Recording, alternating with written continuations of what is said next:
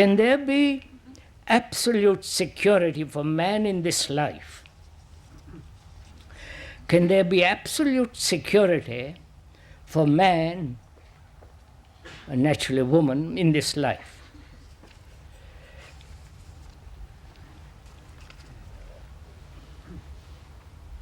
This is a very serious question,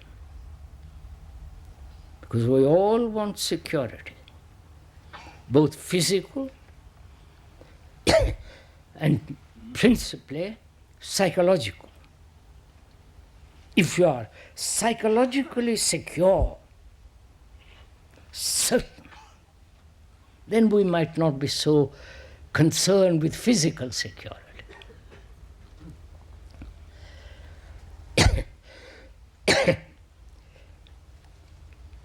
The search for physical, psychological security, please follow this, the search for psychological security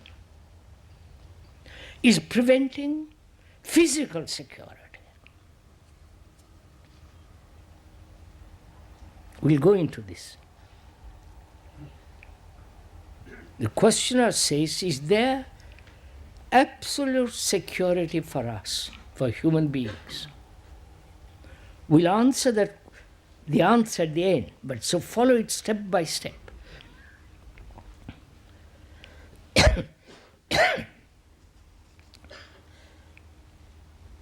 We must have security, right? Like a child hanging on to the mother, the child must feel secure. Otherwise, something goes wrong. They have found this. The mother and the father don't pay enough attention to the baby, give all its affection, etc., etc. It affects the brain, the nerves of the baby, of the child. So it must have security. Physical security.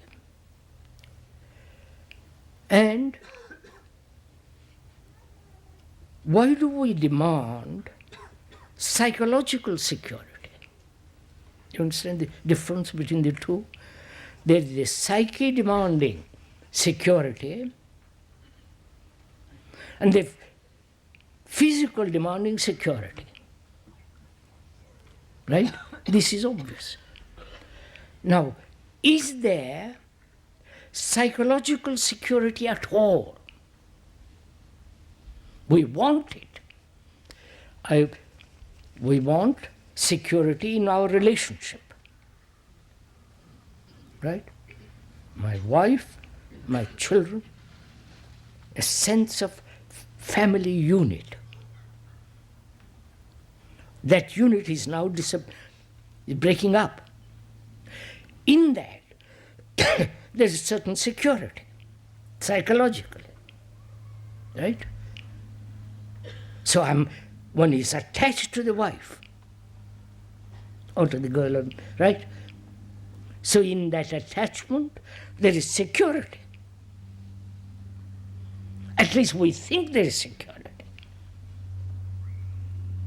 And when there is no security in that person, we soon break away from it and find in another. Right? This is happening. And we try to find security in a group, in the tribe. The glorified tribe is a nation. Right? No? I'm glad.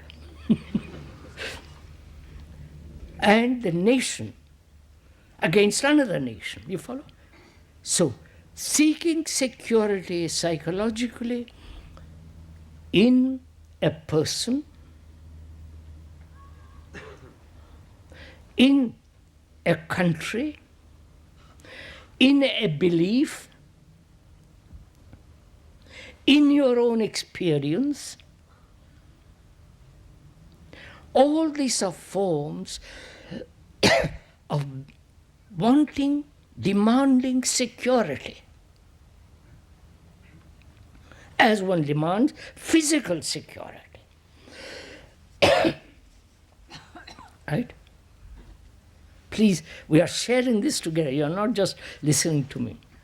We are together examining if there is security for us human beings. And demanding the psychological security, we have divided ourselves. Right? The Hindu, the Muslim, the Jew, the Arab, the Christian, non-Christian, the believer in Jesus, the believer in something else. Follow? In all this, there is the demand for security. And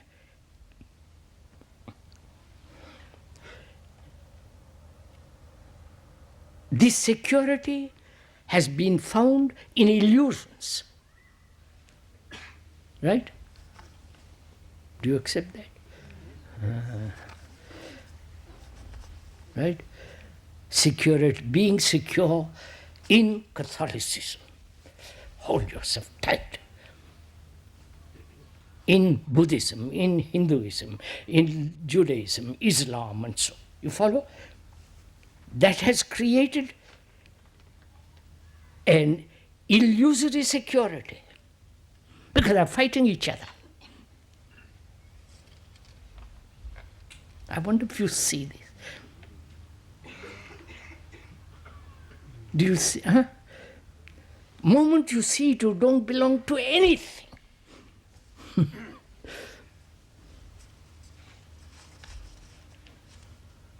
So wait a minute. So the demand is for security. It may be an illusion, in superstition, in a ritual, in a dogma, in a nation, in an economic system, in totalitarianism, in what's the word? In being safe, secure, economically, like in America, completely safe. At least they think they are.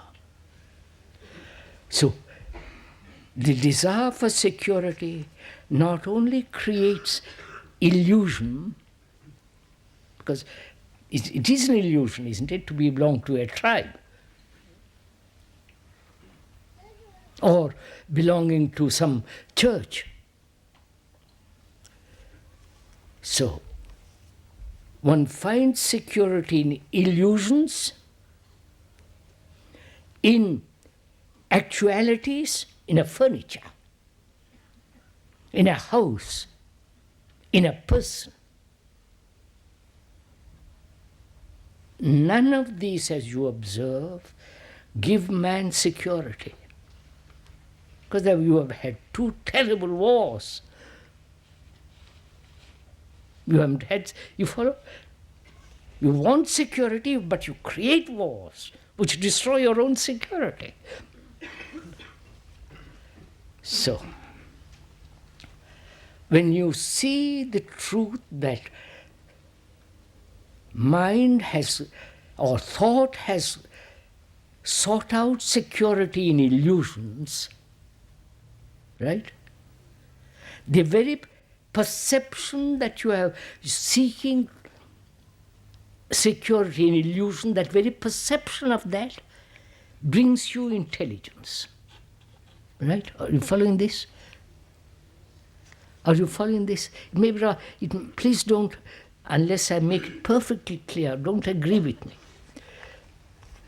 I sought security in my belief as being a Hindu with all the nonsensical superstitions and gods and rituals and all the nonsense that goes on.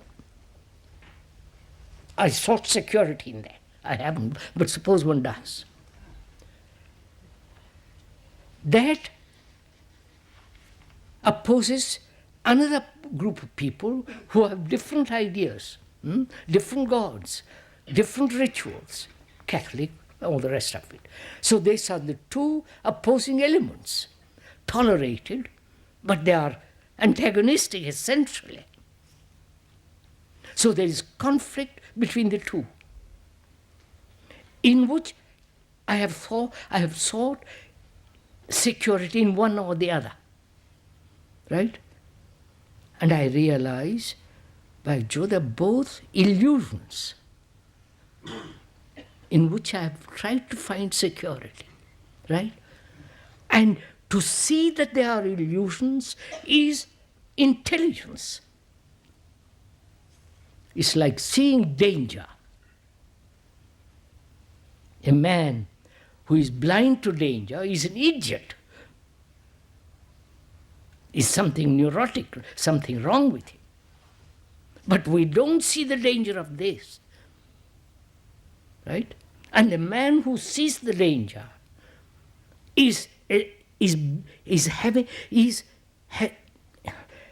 intelligence is in operation. In that intelligence, there is absolute security. You get it? Do you understand this?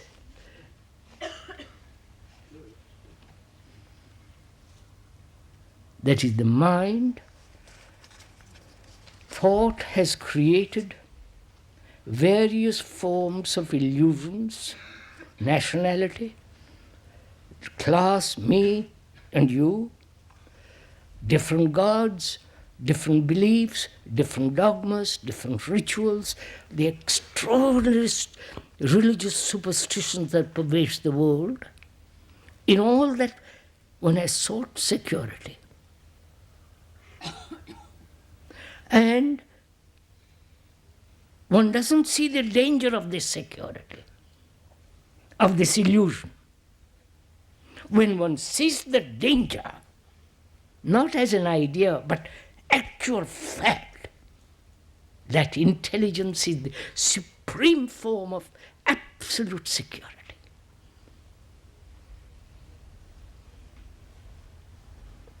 Right?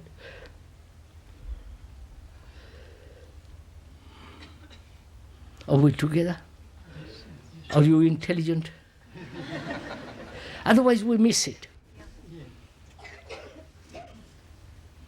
You may say, I don't believe any religions, I have no beliefs, I have no this, I have no that.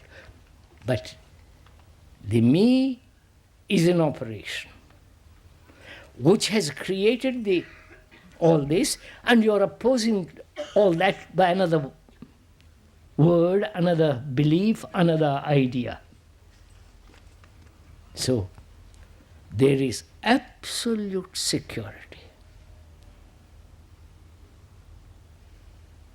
which means to see the truth in the false. Got it? I wonder if you see this.